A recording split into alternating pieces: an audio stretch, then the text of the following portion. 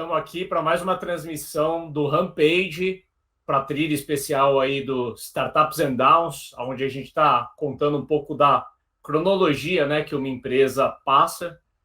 A gente está aqui para fazer a primeira etapa, e para isso a gente convidou o Ricardo da Gazola, que vai nos contar um pouco como que são ali os primeiros anos da startup, né, a construção dos primeiros processos de marketing, vendas, contratações, passagem de bastão de founder para esses times que vão tocar o crescimento da receita dali para frente.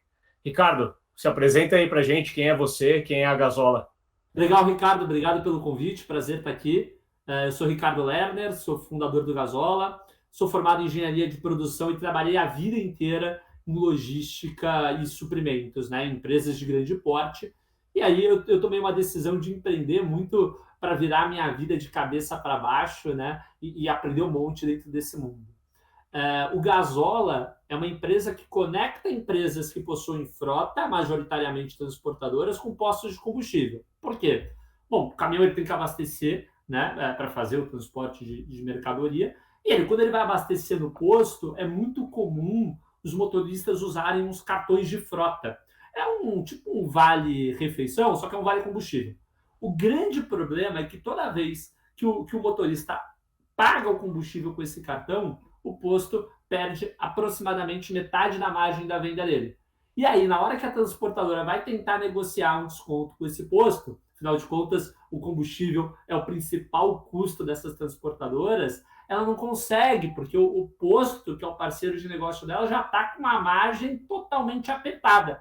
Mas mesmo assim, essas empresas continuam usando esses cartões de frota, porque elas precisam ter uma gestão de consumo e uma gestão de financeira. E é exatamente isso que o Gazola faz. A gente conecta esses dois pontos com uma plataforma digital para que eles possam fazer negócios diretamente sem essas taxas dos cartões e, consequentemente, conseguem negociar mais descontos para a transportadora sem prejudicar a margem de venda do posto. Boa. Obrigado, Ricardo, por estar conosco aqui. Deixa eu puxar, então, a nossa primeira pergunta aí, né? Como a gente está falando de startups que foram do 0 a 1 milhão de ARR, né? Bacana é entender lá o clique, né? Ou seja, o que te levou a sair lá da empresa que você estava, né? Ou a posição que você tinha, e abrir mão daquele conforto e falar, vou empreender, né? Quais foram os seus motivadores ali? Legal. Eu fiz a minha carreira inteira dentro da Ambev, é uma empresa que eu sou extremamente grato por todo o aprendizado e toda a experiência que eu tive lá. Afinal de contas, ela mais do que me ensinou, ela formou também o meu caráter profissional, né?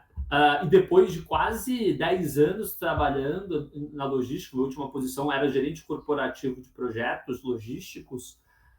Eu queria muito virar minha vida de cabeça para baixo e começar um negócio do zero, né?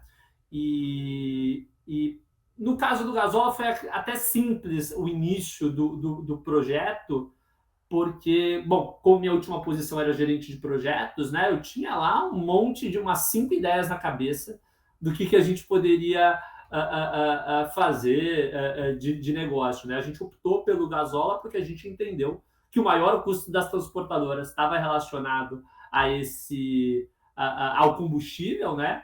E que era um problema que todos viviam, né? Então, e como a gente também tinha muita consciência do mercado, foi aí que a gente decidiu iniciar. Mas foi principalmente uma decisão pessoal de vida, de novos desafios. Quando você olhava para o mercado de startups, né, e todo mundo vê as notícias da startup, você sempre teve vontade de olhar e falar, cara, quero empreender em alguma coisa? Ou foi muito mais você ver a necessidade daquilo que você já estava trabalhando, que era a sua especialidade? Legal. Eu sempre achei muito fascinante a nova economia, né? Eu lembro, nunca vou esquecer, quando em 2013, 12 ou 13, eu descobri o Waze. Eu achei aquilo incrível, como que os negócios estavam mudando, né? Não eram mais coisas que você precisava de máquinas, ou de terrenos, ou de produtos físicos. Você conseguia atingir um valor a nível mundial com tecnologia sem sair do seu escritório, né? Teoricamente. E aquilo me fascinou muito. Então, desde sempre, eu sempre fui muito próximo de tecnologia. E vendo tudo como estava mudando o mundo, eu tive muita vontade de estar no meio disso, né? E fazer parte dessa mudança digital que a gente ainda está sofrendo, mas sofreu muito, né? Sofreu no sentido positivo nesses últimos 5 anos. Legal. Eu acho um aprendizado aqui bacana que, por mais que a gente veja as coisas das startups aí, né, que estão avançando, tem muita gente que quer empreender em coisa que não entende, né? Acho que uma primeira dica que você está falando é, cara, eu empreendi numa coisa que eu já entendia, né? Eu já conhecia que é esse mercado aí de transportes, né, e combustíveis, né? Eu acho que você não conhecia talvez 100% dele, mas você já conhecia pelo menos o ecossistema, né? Perfeito. E mais do que isso, além de você conhecer muito, você na sua cabeça conseguir fazer todos os passos, porque como você conhece todas as pessoas que operam, muito bem o seu cliente, muito bem seus fornecedores e seus parceiros estratégicos, você se colocar no lugar deles e fazer a conta do lugar deles para ver se faz sentido eles contratarem a sua solução se você executar bem. Porque eu acho que esse é o primeiro passo. Depois o executar, que é a parte mais difícil, a gente deve falar disso daqui a pouco, né? É uma consequência de você fazer também um bom planejamento e entendimento. Agora, você tem que ter a vivência e a visão de negócio dos seus parceiros estratégicos e dos seus clientes para você conseguir estruturar um modelo de negócio bacana. Né? Legal. Quando você começou, provavelmente você foi primeiro, preciso de alguma coisa de tecnologia, você não é uma pessoa de tecnologia, né? Como é que você se virou com essa questão de tecnologia? Você se educou, você foi ler algum livro? Como é que foi essa primeira jornada para você se preparar para criar uma startup, que botar a ideia né, para funcionar, ter os primeiros cheques assinados, os primeiros clientes, né? Escalar processos? Como é que foi esse primeiro passo ali seu? Legal. Bom, primeira coisa que eu fiz foi, primeiro, bater muito papo, no meu caso, com donos de postos e donos de transportadoras. Acho que o Excel, é meio clichê o que eu vou falar, mas o Excel aceita tudo, né? E a única certeza que eu tenho é que tudo aquilo que a gente planejar vai dar errado e a gente vai ter que mudar na prática. Então, o primeiro passo do Gasola foi ir para postos e ficar sentado ouvindo muito e conversando muito com motoristas, freitistas, donos de transportadoras e postos. Feito isso, no momento que a gente conseguiu criar um MVP perfeito, o que é o MVP perfeito? A gente fazia tudo no e-mail, tá? Anotava no papelzinho mesmo, mandava por e-mail e conseguia gerar um valor para todo o ecossistema. No nosso caso, a gente conseguia dar todo o sistema de gestão em Excel e e-mail, né, a gente operando e dando economia para os postos e para as transportadoras. Né? Depois que a gente fechou esse MVP extremamente simples, a gente foi para a parte de programação. Até hoje eu não sei programar, né? Então a primeira coisa que eu fiz foi procurar pessoas, e aí eu falo pessoas, não empresas, porque eu queria ter um olho no olho na pessoa, né? Que eu pudesse confiar. E aí eu achei, na época, 3 freelancers que começaram a fazer parte do Gasola. Eu acho legal falar que nenhum desses 3 freelancers está no Gasola hoje. Um deles, inclusive, cara, eu tive que trocar em 1 mês porque prometeu e não entregou. E foi nessa jornada que eu acabei, nessas trocas, né, de freelancer, que eu acabei conhecendo a Nurielle, que hoje é sócia do Gasola e é a CTO do Gasola. Então, assim, às vezes parece, nossa, como você achou a Nurielle, que é uma CTO fantástica, você deu sorte. Não dei sorte, não. A gente vai testando, entrevistando muita gente, procurando gente boa, e quando a gente identifica uma pessoa que é aderente àquela cultura que a gente quer e tem as competências técnicas que a gente precisa, a gente também tem que ter o poder de reter e engajar essa pessoa. E isso não tem a ver só com salário e equity, tem a ver com cultura e proximidade. Legal. Cara, eu particularmente me identifico bastante com a sua história em vários aspectos, né? Eu também não sou de tecnologia e tem essa característica que o mercado chama de founder market fit, né? Que é você empreender em algo que você já está fazendo há uns bons anos, né? Isso é bom e ruim, mas antes de entrar nessa parte, eu só queria não deixar de comentar, porque quando você falou do seu estágio de turco mecânico ali, né? Que não tinha tecnologia e a tecnologia era você fazendo. Deu uma saudadezinha, né? Aqui na Hamper a gente chamava de desenvolvimento molecular. Desenvolvimento molecular significava que quando o cliente apertava um botão para fazer alguma coisa, tinha um monte de moleque aqui do lado da Hamper por trás ligando os cabos aqui para fazer a coisa acontecer. E é muito gostoso, cara, lembrar, né, esses estágios. Deixa eu fazer um acréscimo nisso. Cara, a gente faz isso muito até hoje, tá, Ricardo? Por que eu falo que a gente faz isso até hoje? No sentido de a gente está sempre procurando novos produtos também e novas melhorias para operar com nossos clientes.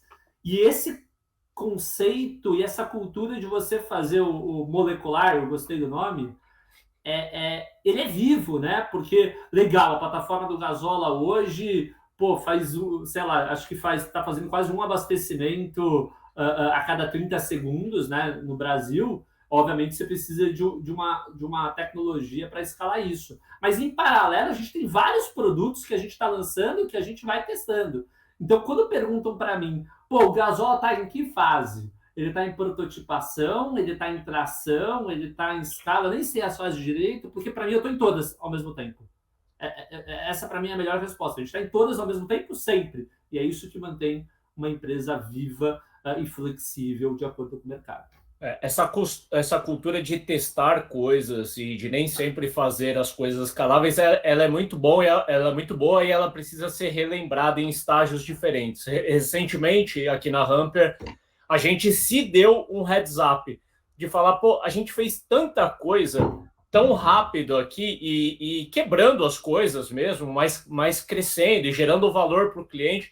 E, eventualmente, tem estágios da empresa que você se vê preso um pouco em burocracias, em rituais, e a entrega desacelera.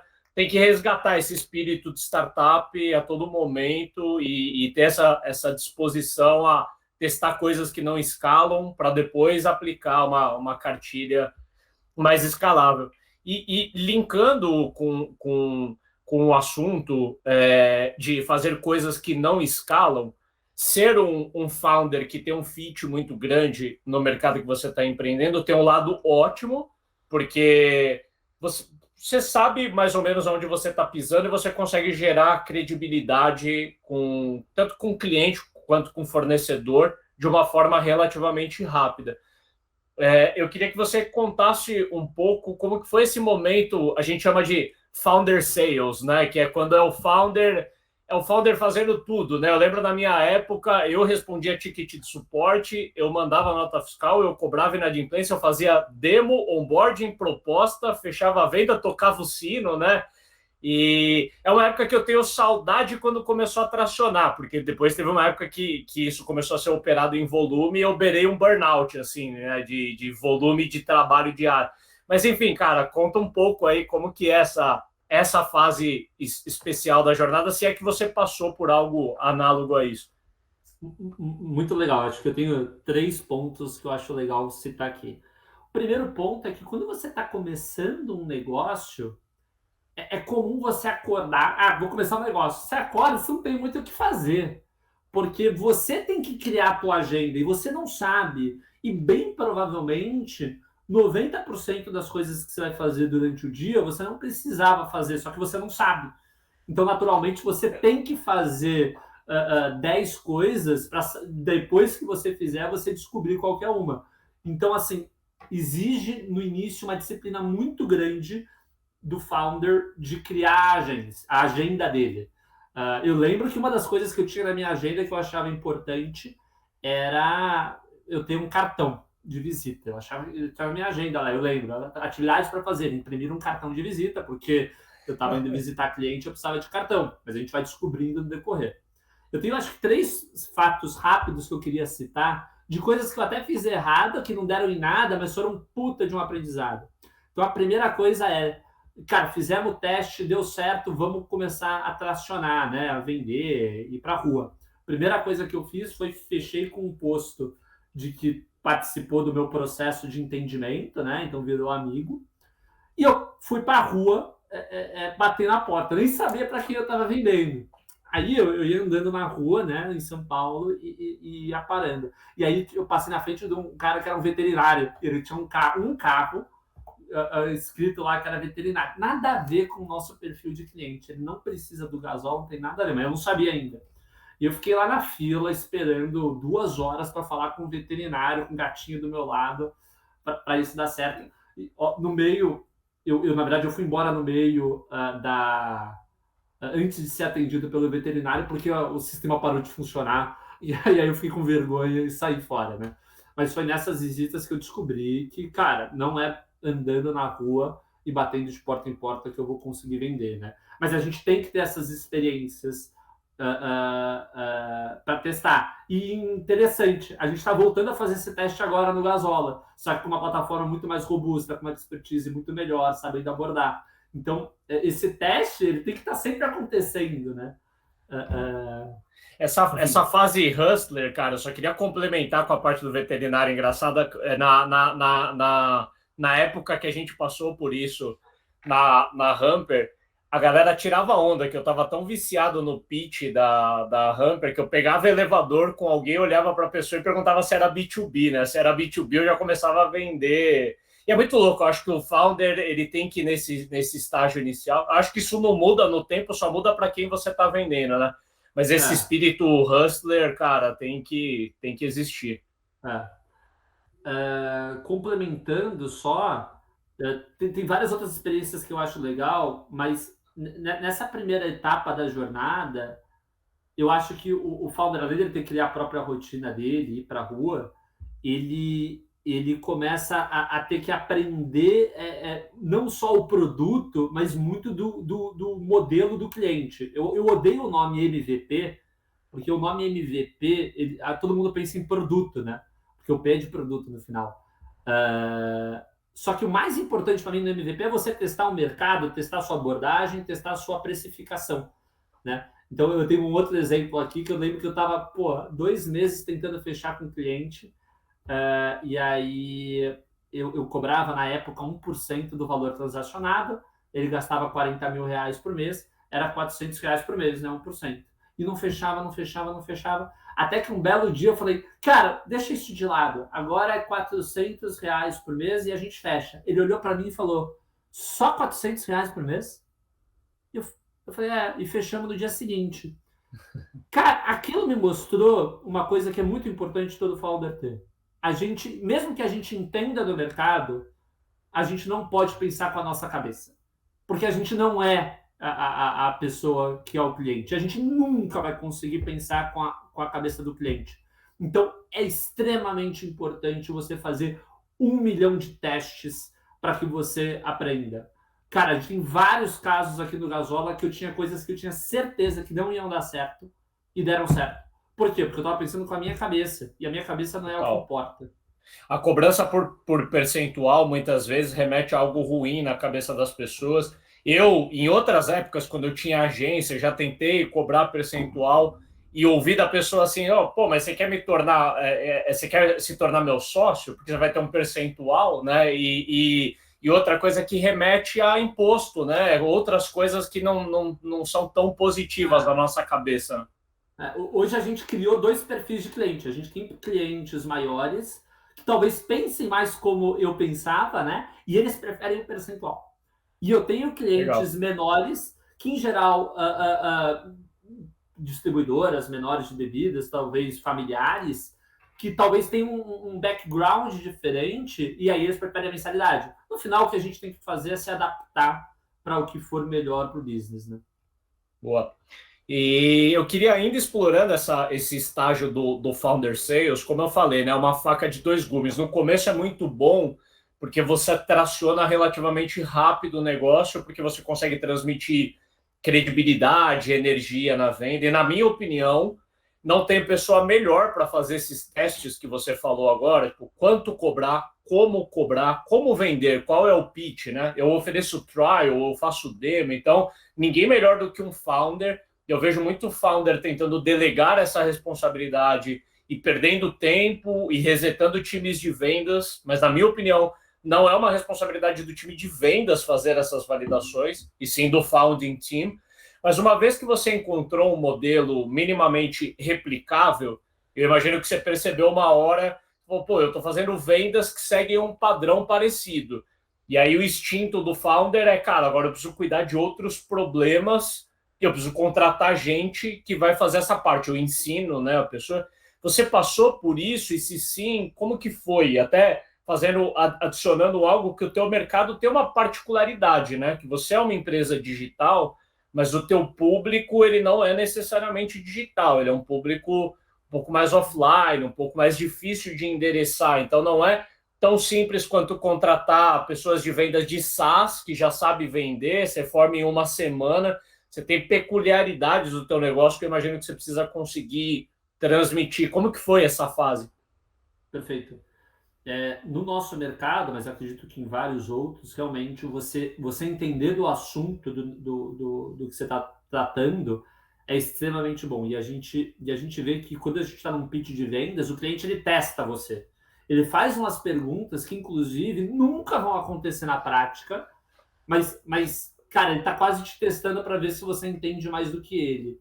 E no momento que ele percebe que você entende muito daquele mercado e que, de alguma maneira, você já teve no lugar dele, né? E ele está falando com alguém que não é simplesmente... ele não encara que ele está falando com um vendedor. Ele encara que ele está falando com, cara, um par dele que entende das dores dele, ele fica muito mais propenso ao fechamento. Logo nos primeiros meses do Gasola, a gente sempre teve muita facilidade de vender, no caso, porque a gente sempre coloca, testa aí nossa ferramenta por um período trial, e aí depois o cara sempre contratava, porque a gente gerava muito valor para ele. Então a gente assim, sempre vendia numa tacada, botava operação para operar, implantar e deixar sustentável. Vendia e deixava, isso era eu sozinho, né? Não dava para fazer tudo ao mesmo tempo. E aí a gente falou, pô, vamos botar então aqui um hustler para tocar isso. Cara, o cara era ótimo. Puta boa gente, trabalhador pra caramba. Mas ele não entendia nada no mercado. Então, mesmo que eu treinasse ele, quando ele chegava numa reunião com um gerente de frota, cara, o gerente de frota fazia umas perguntas para ele. Engolia ele. Engolia. E assim, acabou que essa pessoa não conseguiu atingir quase nenhum resultado, acabou saindo do Gasola, e não foi culpa da pessoa, foi porque a gente estava indo no perfil errado, né? E aí o que a gente começou a fazer dentro do Gasola? A gente começou a pegar pessoas do setor logístico para trabalhar e ser o contato dessas pessoas, né? E aí a gente viu que, por exemplo, hoje 50% dos nossos clientes eles expandem, né, com outras unidades ou indicam para outras transportadoras. Só que por quê? Porque ele está falando com uma pessoa que, cara, fala a mesma linguagem que ele e entende os mesmos assuntos, né? Muitas vezes já teve do outro lado, independente do nível hierárquico, né? E isso fez toda a diferença para o Gasola. Até hoje, quando a gente começou a fazer os primeiros testes de cold call, eu nunca tinha feito um cold call antes. Cara, o founder ele tem que estar perto para fazer o processo rodar. Hoje a gente tem o Luiz, que é o nosso head de vendas, que nunca foi do setor. A primeira vez que eu fiz uma ligação, eu consegui desenrolar com uma super naturalidade, porque você vive o negócio. E ele me falou uma coisa que para mim me chamou muito. Ele falou, Ricardo, você sempre vai ser o que vai fazer melhor tudo no Gasola. Porque você viveu isso desde o dia 1 e você sabe cada mínimo detalhe de tudo. O que a gente tem que trabalhar como founder é treinar essas pessoas e passar esse conhecimento, seja em estruturação de processos, para que elas consigam ter uma eficiência tão boa quanto no dia a dia. Se alguém conseguir melhor ainda do que o founder, excepcional, é isso que a gente tem que procurar, né? Mas realmente o founder ele tem que estar na estruturação dos processos chaves das pessoas e das áreas.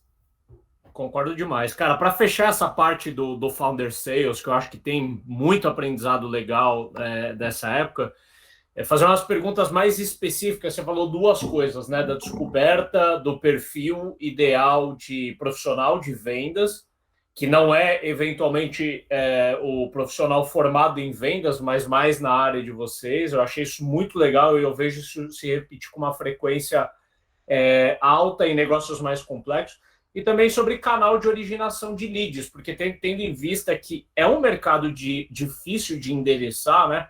Você falou um pouco da cold call e eu entendi que cold call é o que funciona no caso do teu mercado. Eu queria que você explorasse mais esses dois pontos, né? De onde vêm esses profissionais, o perfil que você busca, e de onde vêm os leads. Vocês estão. Dei uma pausa aqui, vocês estão me ouvindo bem agora? Eu ouvi a pergunta, mas eu ouvi picotado, mas eu ouvi bem. Picotou para você também, César? Picotou? Não, senão eu faço a pergunta de novo. Não, maravilha, não, tá bom. Foi a minha que apareceu aqui, que minha internet estava a gente retoma a partir da sua resposta, então. Mas basicamente, só para relembrar então aqui a pergunta. Onde você contrata e perfil de profissional mais ou menos que você busca na área de vendas e canal de originação de lead, até você tinha falado um pouquinho da cold call. Aonde eu contrato as pessoas de vendas. Não necessariamente onde, né? Mas esse processo de descoberta que você falou, né?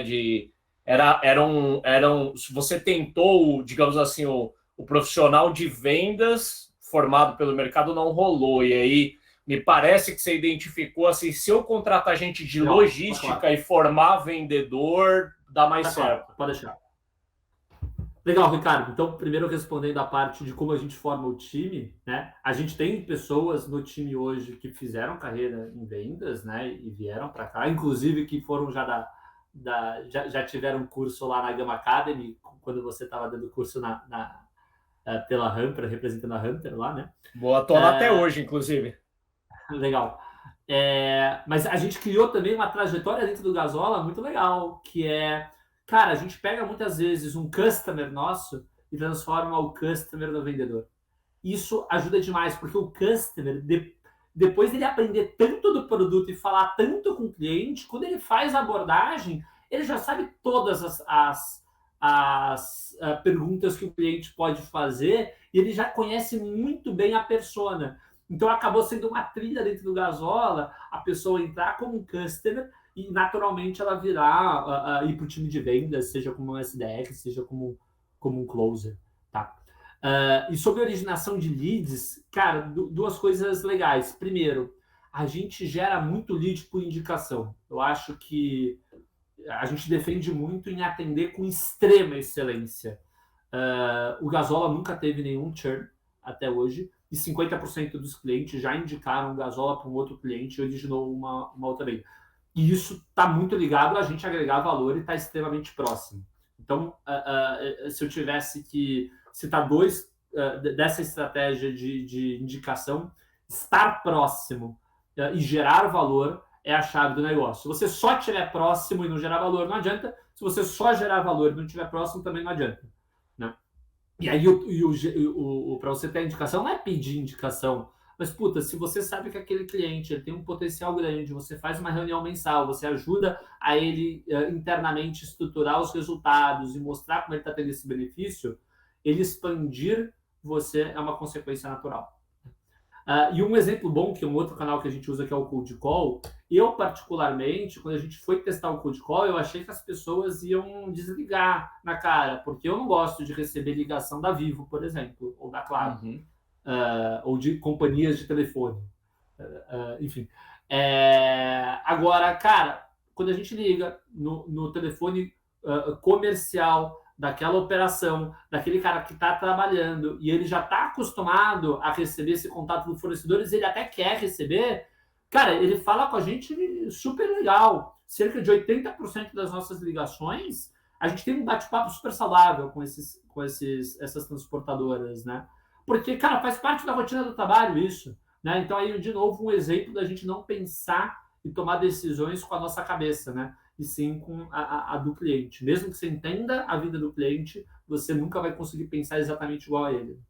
Muito bom. Cara, acho que essa particularidade, né, de canal, de você ajustar o canal para o que funciona para o teu cliente é a chave de sucesso para vendas, né, dentro do negócio. E a gente fala muito da cold call aqui na Humper, mas a gente reconhece que para alguns segmentos, cara, é o que funciona. Eu concordo um pouco com a sua linha, né? Se você já faz parte de um mercado mais digital ou uma coisa assim, provavelmente você vai se incomodar, vai preferir ser abordado por outros canais. Mas em alguns mercados é assim que a banda toca, né? E nós, empresas, startups que queremos vender para esses mercados, temos que nos adaptar à maneira como eles trabalham.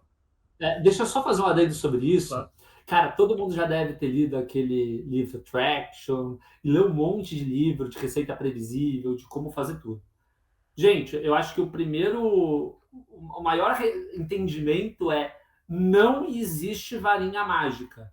Esses livros, eles são ótimos para você ter um ótimo conceito por trás. Mas, na prática, a experiência do founder, e ele está próximo, e ser ágil na tomada de decisões e entendimento, nenhum livro vai ensinar, né? Então, às vezes, eu já vi gente falar: eu já fiz tudo do livro e não deu certo. Não é só fazer tudo do livro, não é uma receita de bolo. Você tem que adaptar o negócio, e às vezes o que você lê no livro você não vai usar para nada, e em geral você vai usar 10% só daquilo, que você tem que ler, de novo, você tem que ler o livro inteiro para você escolher esses 10% que fazem sentido. Mas não, eu acho que essa é a melhor frase: não tem varinha mágica. É muito teste, muito processo, nada vai dar certo de primeira, né? Mas com bastante consistência, aprendizado e melhoria contínua, é natural que as coisas caminhem bem. Ricardo, o que eu queria explorar com você, ainda falando algumas frases que você colocou durante o teu bate-papo com o Ricardo, você colocou que o founder acaba fazendo várias atividades e ele acaba sendo melhor naquelas atividades, né? E com certeza, à medida que a empresa vai evoluindo, você vai deixando de ser o melhor em algumas atividades, né? Eu tenho experiência disso, né? E você vai trazendo pessoas mais competentes porque você não consegue fazer tudo, né? Mas eu entendi o seu ponto, ou seja, acho que para o estágio é isso que acontece mesmo. Você vai trazer pessoas, você que concebeu o negócio desde o início, mas você teve uma área específica aí na história do Gasola, que é a área de tecnologia, que não é só a área de formação. Você teve que trazer uma pessoa que é a Marielle, né? Que você ofereceu para ela uma posição como co-founder, né? Ou seja, no início ela não estava. Conta um pouco como que é esse seu desafio de ter uma área que não é a tua competência básica, né? A tua competência natural, e você trabalhar com ela, né? Nessa confiança de trazer recursos que hoje estão caros para caramba, e um pouco da sua jornada, né? Como é que foi trazê-la, né? Tem muita startup que chega, né, e primeiro contrata um terceiro, depois vai querer ter um co-founder CTO ou não. Como é que foi essa jornada inteira de tecnologia para você? Legal. O founder, no caso, quando a gente foi escolher as pessoas, no final eu acabei sendo founder único, porque o founder tem que ter sempre, os co-founders, né, o time de sócios, ele tem que ter sempre competências complementares e a mesma cultura de trabalho. E no meu caso, eu não conhecia ninguém que tinha a cultura que eu queria implantar no Gasola e também soubesse programar. Então, e eu precisava começar no Gasola, né? A gente chegou até a fazer algumas reuniões com algumas soft house, mas rapidamente a gente não foi para soft house, por 2 motivos. Primeiro, porque era mais caro, né? E a pessoa que programa na soft house é a mesma que às vezes é um freelancer, então não muda muito a qualidade do código, só muda o preço. Mas a principal foi: eu queria conhecer gente olho no olho, gente para saber quem eu podia confiar. A título de curiosidade, a Marielle, ela não estava no primeiro time de freelancers do Gasola, que começou. Foram 3, que um deles eu conhecia já pessoalmente por outros projetos na minha época de Ambev. Os outros 2 foram indicação. Desses 3, hoje nenhum deles mais trabalha no Gasola. Um deles, inclusive, saiu, a gente tirou depois de 30 dias e colocou outras 2 pessoas, que foi a Nurielle e o Ivan, para programar. E aí a gente foi muito conhecendo essas pessoas. Eu nunca vou esquecer da Nurielle, o dia que ela ganhou muito a minha confiança, além de programar super bem, entregar nos prazos. Putz, o dia que o Gasola, com 1 mês, caiu do ar por mineragem de Bitcoin na AWS. Eu não fazia a menor ideia de como isso, nem sabia o que era mineragem de Bitcoin, né? E aí ela estava do meu lado, muito junto e super preocupada para resolver. Ela já tinha a postura desde o primeiro dia de dona do negócio, mesmo sem ser nada, sem ser founder. né? Só operando como uma freelancer. E essa cultura de senso de dono, de preocupação com resultados, de querer ver o negócio crescer, somado à capacidade técnica dela, foi o que se destacou muito para mim e fez eu botar ela embaixo do braço, blindar ela, e naturalmente ela virou sócia do Gasola há algum tempo. Tá? Hoje, como todas as pessoas e todas as empresas, a gente está sofrendo dificuldade na contratação de desenvolvedores. Né? E aí tem várias coisas que a gente está atacando aqui para ganhar espaço nessa briga. Tem uma que todo mundo faz, e tem que fazer mesmo, que é um posicionamento de imagem da empresa, porque e estão certos para mim, mas os desenvolvedores eles olham muito a empresa e o propósito daquele negócio. Então, quanto mais você fortalece a sua cultura e o seu propósito, melhor você integra. Mas a Nuriel, ela tem uma iniciativa muito bacana e que já está dando frutos. A Nuriel é uma das poucas CTOs mulheres que existem, né? E ela defende muito essa causa, é uma das poucas CTOs dentro de poucas mulheres na área de TI, né? E ela defende muito essa causa. Inclusive, ela criou um grupo chamado Dev Girls, em que 2 vezes por semana elas fazem live code de 1 hora e ela passa a lição de casa para meninas que querem começar a desenvolver espalhadas por todo o Brasil, corrige lição de casa, etc. O que é legal é o seguinte, esse grupo já está, isso começou faz 1 mês, esse grupo tem 90 meninas, só que é exatamente o funil. Tem 90 meninas já dentro do grupo, só que das 90, 15 são aquelas que estão toda hora fazendo a lição de casa, entregando, aprendendo, tirando dúvida. E dessas 15, a gente já começa a selecionar. Então, por exemplo, essa semana a gente já contratou a Luísa, que mora em Ubatuba, e a gente conheceu, e a Nuri falou, cara, eu quero trabalhar com ela, porque eu já conheço a capacidade de aprendizado dela, né? Já conheço os skills dela, é um processo natural. E mais legal para a gente a Luísa quer trabalhar com a Nuri, porque a Nuri virou a mentora, e ela faz isso, não, a Nuri não tomou essa iniciativa para a gente recrutar do Gasola, isso foi uma consequência natural, mas porque ela defende muito essa causa, né? Então, essa foi uma saída que a gente achou no final boa para lidar nesse momento. Cara, eu queria fazer um complemento, porque eu achei muito legal a gente ter feito o parêntese aqui do co-founder, falar um pouco também da dificuldade que é em desenvolvimento, mas mais focando em co-founder. Eu faço parte de uma comunidade, o Ricardo também faz, né, chamada Founderhood. Lá rola direto, né, a pergunta, principalmente quem está mais early stage, de onde encontrar um CTO, como encontrar. Eu tenho algumas experiências, né, com co-founder, né? A Hamper, ela começou com 2 co-founders, as pessoas certas para começar o negócio. E, by the way, o meu co-founder era também desenvolvedor, mas mais do que isso, ele era um co-founder. Depois, mais para frente, a gente andou em direções diferentes, mas foi muito importante para a Hamper nos primeiros anos a presença dele também. Mas eu vejo muita gente que inverte essa ordem e busca primeiro a pessoa de desenvolvimento e aí transforma essa pessoa em co-founder, como se você tivesse transformado um dos freelancers lá do começo, porque você não tinha grana para pagar, você dá em parte sociedade. Eu acho que isso pode ser devastador para a empresa, né? Para o cap table, para o bem-estar das pessoas ali envolvidas. Eu ouvi uma analogia recentemente que eu gostaria de replicar, porque eu achei ela muito boa, né? Um pouco dessa história de, poxa, por que trazer logo o primeiro desenvolvedor que você encontra teu sócio, né? Porque você precisa fazer os móveis do seu apartamento, você colocaria o marceneiro no seu contrato de casamento, né? Então é um pouco dessa analogia, né? Muitas vezes a gente, porque precisa desenvolver um produto, acaba pagando de uma forma muito cara, que é dando um pedaço. Pode ser que aquela pessoa de desenvolvimento venha se tornar sócio, como foi o teu caso, né? Mas eu só queria deixar esse alerta. Isso é algo que a gente fala bastante no Startups and Downs, que é o programa e que o César e eu tocamos, né? De como que é a escolha, a condução do co-founder, dentre outras coisas. Perfeito. Só abrindo o último parênteses aqui, só para completar. A Nuri, no caso, comigo, ela ficou 1 ano, né? Trabalhando como freelancer, porque exatamente o que o Ricardo falou. A parte mais importante, na minha opinião, é a cultura. É se essa pessoa é aderente à mesma cultura que você emprega no dia a dia. No caso nosso, da transparência, do foco no resultado, do sentimento de dono.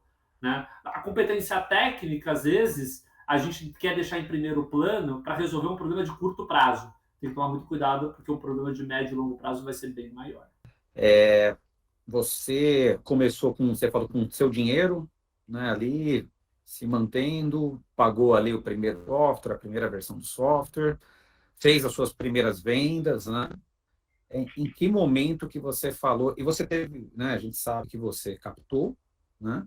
Mas como é que foi essa questão, cara, de se preparar para captar, né? Você chegou ali num faturamento X, lá 10, 20 mil reais, você buscou mentores, você foi conversar com o mercado, como é que você se educou para saber, cara, como é que eu capto, como é que eu boto dinheiro aqui para poder crescer, para que eu preciso de dinheiro, como é fazer um plano, como é que você se educou para você conseguir chegar nesse ciclo de agora tá, né, batendo 1 milhão de ARR e você já ter captado, né, que não é para todas as empresas, né, tem várias empresas que chegam até em patamares maiores, mas não conseguiram captar como você conseguiu. Então, como é que você construiu esse caminho? Legal, César. Eu acho que o primeiro ponto é o seguinte: o foco do Gasola nunca foi captar. O foco do Gasola foi crescer. Então, isso desde o primeiro dia. Quando eu fiz a transição do meu último emprego para fundar o Gasola, cara, a maior motivação era que eu ia aprender tudo do zero. Eu não sabia nada. Eu sabia carregar caminhão. Se alguém perguntasse para carregar caminhão ou fazer uma otimização de uma malha logística, podia me chamar. Né? Agora eu tinha que saber mais um monte de coisa. E eu sempre levei muito a sério um item da cultura, que é a gente não cria nada do zero, a gente copia. Tem um monte de gente que já passou por isso e eu tinha que estar próximo das pessoas certas. E foi aí que eu fui procurando pessoas de estar próximo e eu fui conhecendo pessoas ótimas que foram me ajudando nessa trajetória. Uma delas foi você, né? Eu lembro da nossa primeira conversa lá em janeiro de 2020, né? Em que, cara, eu tinha um PowerPoint e aí eu estava procurando ajuda para pessoas que pudessem me orientar, né?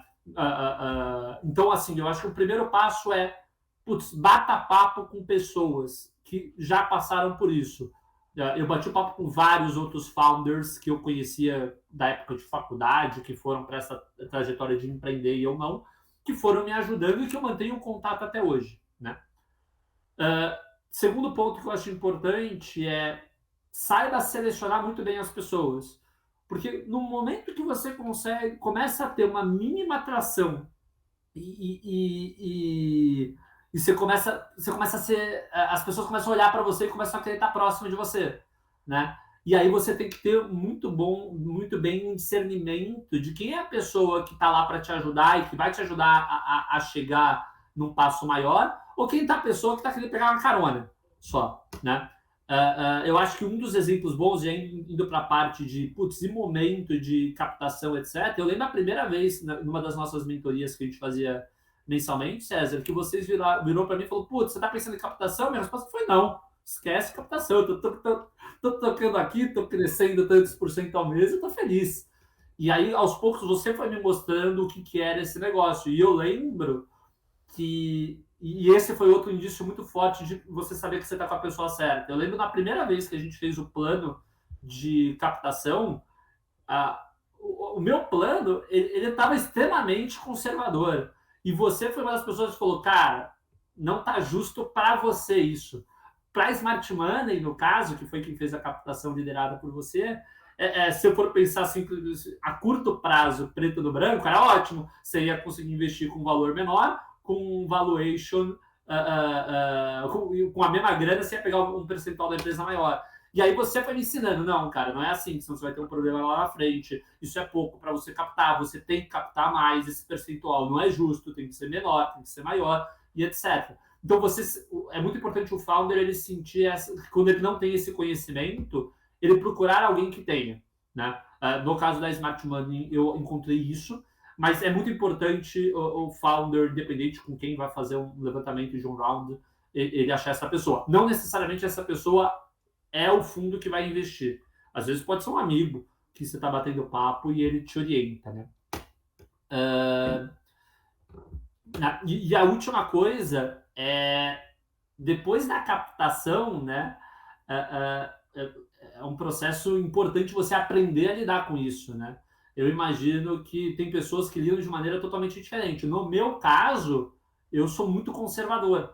Então, eu acho que eu demorei uns 4 a 5 meses para aprender a usar o dinheiro para que isso me trouxesse receita no futuro, né?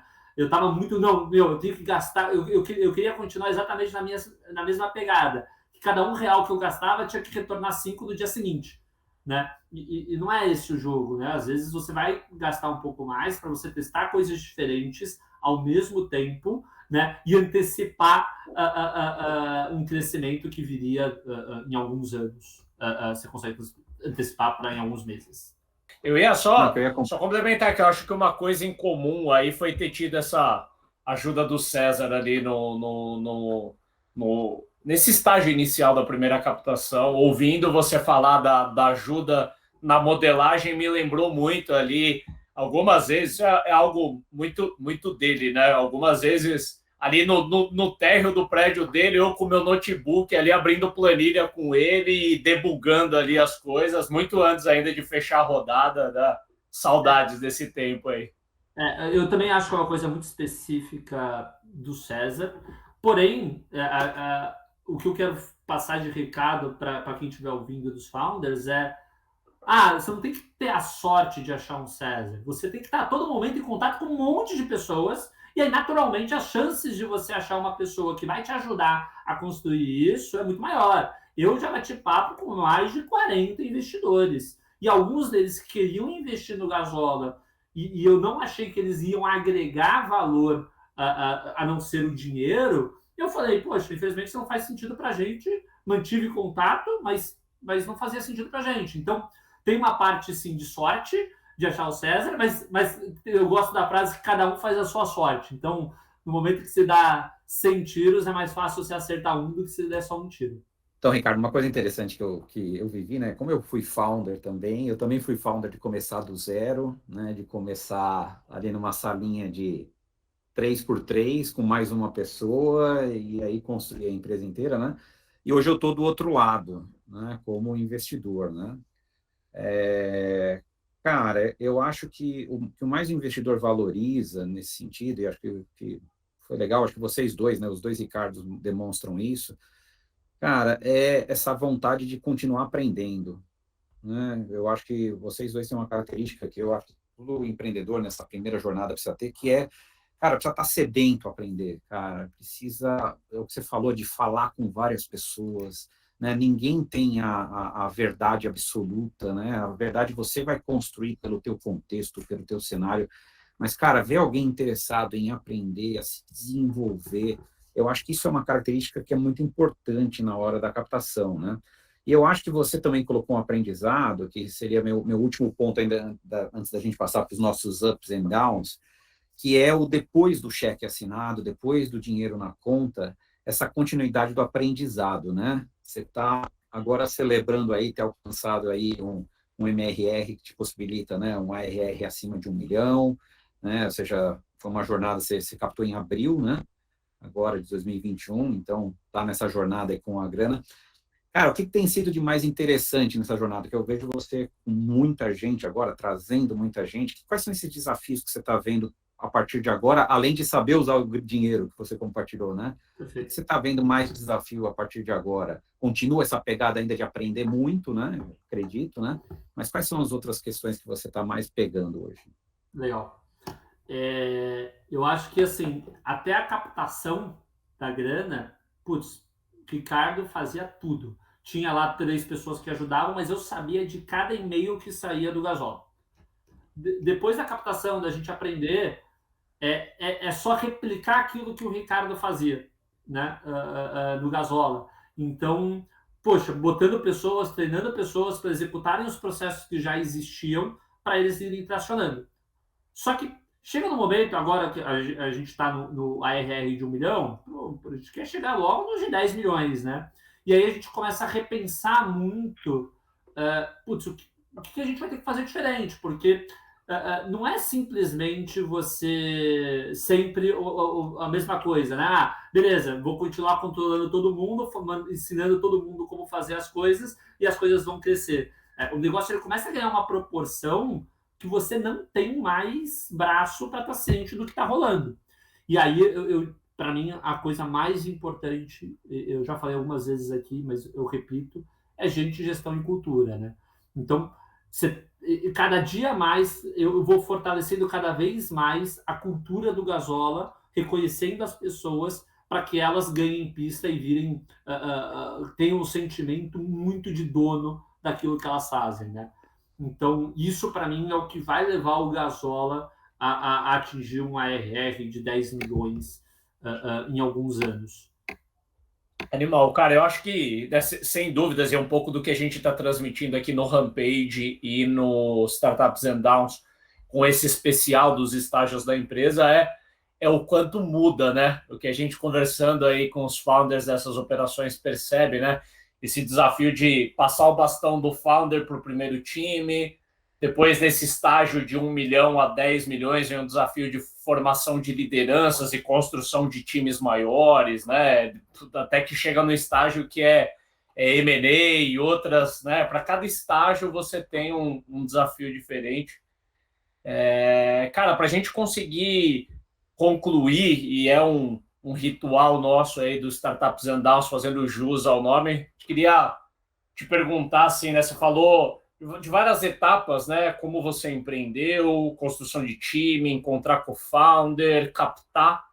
Que você falasse um up, ou seja, algo que você acredita que deu muito certo em qualquer um desses estágios, e um down, algo que você aprendeu, talvez a duras custas, e teria feito diferente agora com o benefício do aprendizado. Show, Ricardo. Legal. Então, primeiro falando acho que alguns ups que eu quero destacar aqui, né?